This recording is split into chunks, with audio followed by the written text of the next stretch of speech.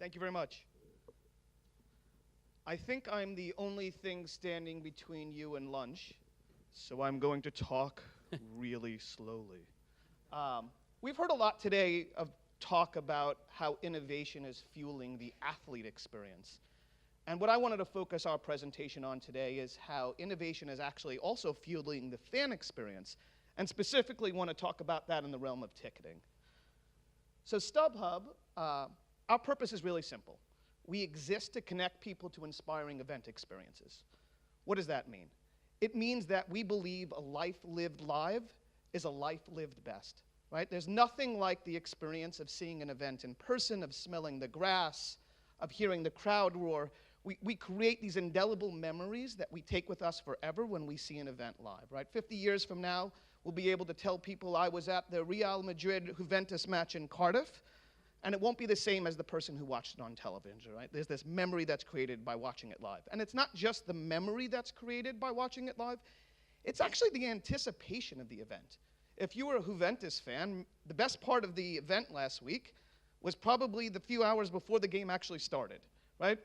So that anticipation of the event is part of the experience itself.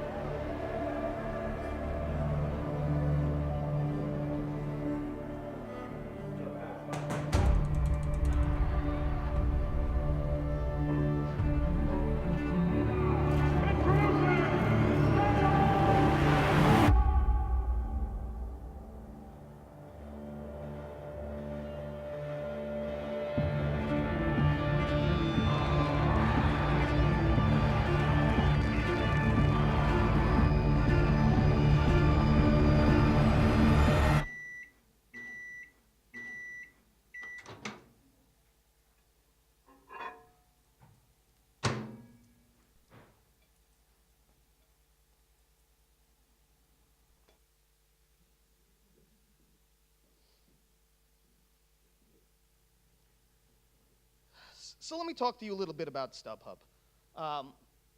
StubHub was formed 17 years ago in Silicon Valley. Our founders were two Stanford graduate students.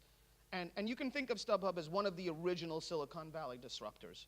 These two guys saw an opportunity, right? They tried to go to a San Francisco Giants game. The game was sold out. They got there, and they realized that their only chance to get into the game was to pay cash to some unscrupulous character out front. And they thought to themselves, there's got to be a better way. There's got to be a way we can use technology to make this experience better. How can we legitimize this business, right? A business that's been around for thousands of years. And so they created StubHub. And over the course of the 17 years that we've been in existence, we've really had technology at our core really fueling the experience. So whether that be in 2006 when we created our first Fan Protect guarantee, or 2008 when we created the first interchangeable barcode. So, with Major League Baseball, we have the ability now to cancel a barcode and reissue a new one to a ticket sold. In 2010, we created the first mobile app. In 2012, interactive seat maps, things that we take for granted now as consumers, right? You go onto a seat map, you can see where your seat is going to be located. And so on and so forth until we get to 2017, where we're now going to be able to really talk about what the future of ticketing looks like. So in 17 years, what does that turn StubHub into? It's turned us into a $4 billion business. We're part of eBay. We have over 200 partners around the world, including Premiership, Major League Baseball, Singapore Sevens, et cetera. We sell a ticket every 0.9 seconds. So a ticket was sold every 0.9 seconds last year. And from a technological standpoint, we're seeing nearly 40% of our tickets in the US sold and utilized via mobile devices. So you can now get online for an event using your mobile device. So picture, you get to an event, you don't have a ticket, you get in the queue, you're able to buy your ticket, you're able to then use your ticket, use your mobile device as a ticket and get into the venue in the time that it took you to wait online. That's how much things have changed in 17 years. So what I really want to focus the rest of this presentation on are 4 key areas where we think the future of ticketing is happening. And that is what we're going to call one marketplace, or a blended marketplace, virtual reality, artificial intelligence, and social. So here, up here, I have a screenshot of an experience that we created last year with the Philadelphia 76ers in the US. And essentially our belief is that we are moving to a time very rapidly where there's not going to be what we call a primary marketplace, right, an original point of entry and a secondary marketplace, but there's just going to be one marketplace.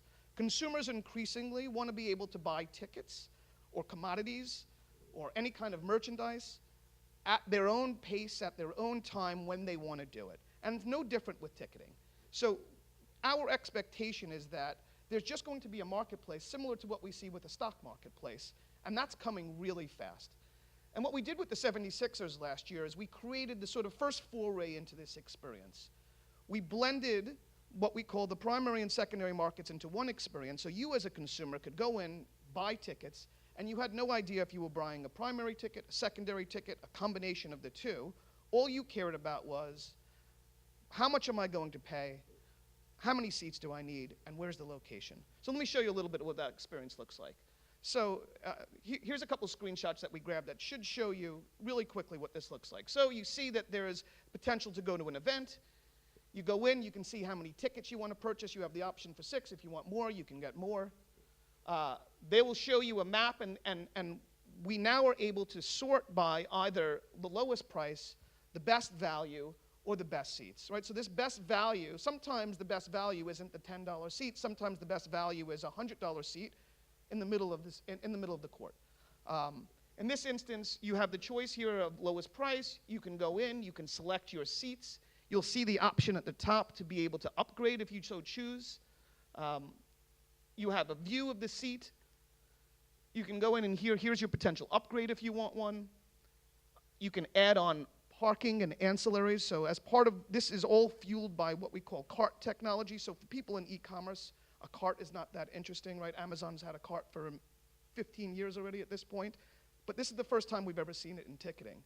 And so for a content right holder, it allows you the ability to add on merchandise. It allows you to add on parking.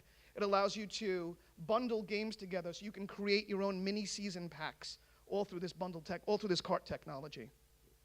So you can add parking, and you're ready to go. You can check out and buy the tickets, and it's that seamless. And then you can use your ticket to get into the event. So this is what we think is the future of this sort of blended experience. Next thing I want to talk to you about is virtual reality. So I think virtual reality is a really sexy term for a lot of us. But other than sitting and looking at goggles and getting nauseous over a game that we watch, we haven't seen a ton of applications of virtual reality in e-commerce. But ticketing lends itself better to virtual reality than just about anything else, right? The biggest pain point we find when we go to an event is, where's my seat going to be? And what's it going to look like? And I've never been to that stadium, and how do I know what the sight lines are? Is there going to be a pole in front of me? Is there a bathroom nearby? Right? There's all questions we ask, and we're buying tickets a lot of the times blind unless we've sat there before. With virtual reality now, you're able to get a 360 view of what your seat's going to look like. And you don't need to use the Google glasses in order to do this. You can watch this right on your mobile device, on your desktop. If you wouldn't mind hitting play on this. You can see here how you can take a look around the stadium. I believe this is AT&T Park in San Francisco. But you can see from your seat, what do the sight lines look like? What's a 360 view? And decide then if you want to purchase tickets. We've seen with virtual reality-enabled events, we've seen almost a 30% increase in tickets sold for these events, right? It's such a helpful technology that people are willing to pay because now they know exactly where they're going to sit.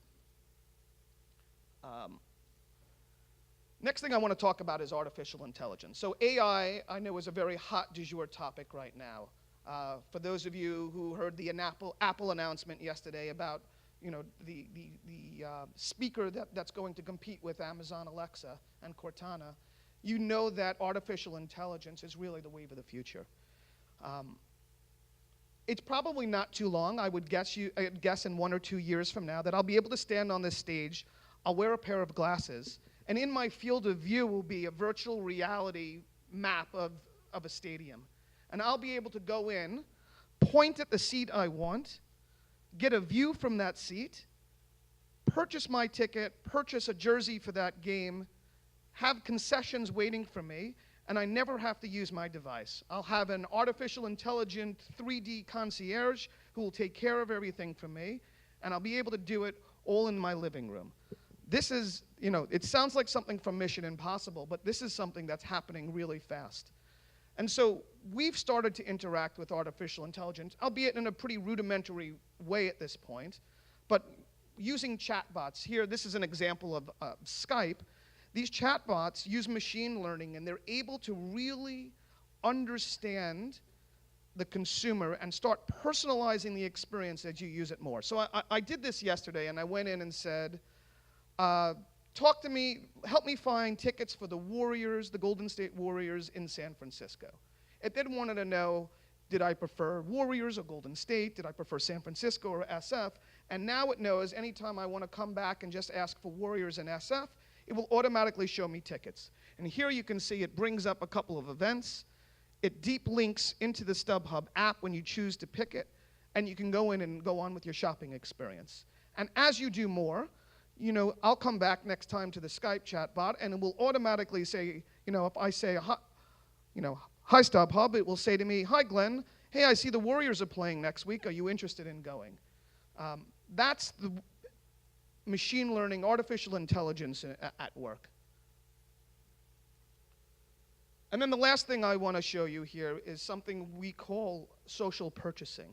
And social purchasing does a good job of sort of incorporating all the little things I've just shown you into one experience. So we know going to a live event is inherently a social experience, right? Most of us don't go to an event ourselves, we go with other people, and there's a great deal of planning involved in going to the event, whether it's phone or email or text or IM or whatever social channel that you're on in order to get things going. Usually it involves a lot of back and forth in order to coordinate. So we've created an experience where you can do that all within the StubHub ecosystem and quickly purchase and attend an event.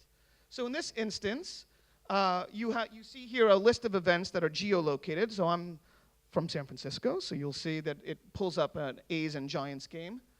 I can go in now and see that I have friends that are interested in going. I go in here and I see I have a friend that's looking to connect with me. I connect with the friend. I then takes me right into instant message on my iPhone, and I can say to the person, hey, do you want to go to this event?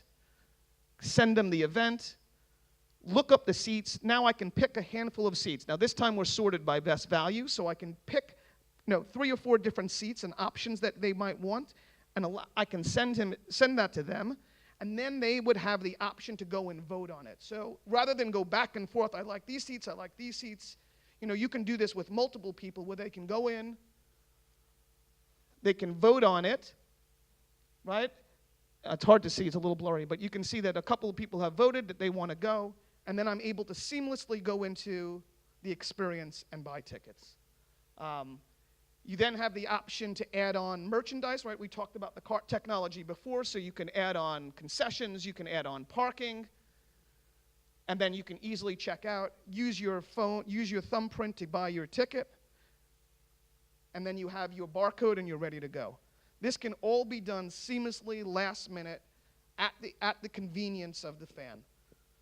So hopefully what you've taken away so far is that we've come a long way in just 17 short years. Right? Ticketing has greatly changed, as has the user experience. People's expectations have changed. What we see this play out is increasingly people are buying tickets within the last minute window. A millennial audience wants to buy tickets the day of, the hour of the event. And so the way we've done ticketing in the past, which tends to be very analog in a digital world, needs to change with it. And so finally, the last thing I'll leave you with today is a little tongue-in-cheek humor. There is a danger, though, if we go too far with technology, that it could lead to some other issues. Thank you very much.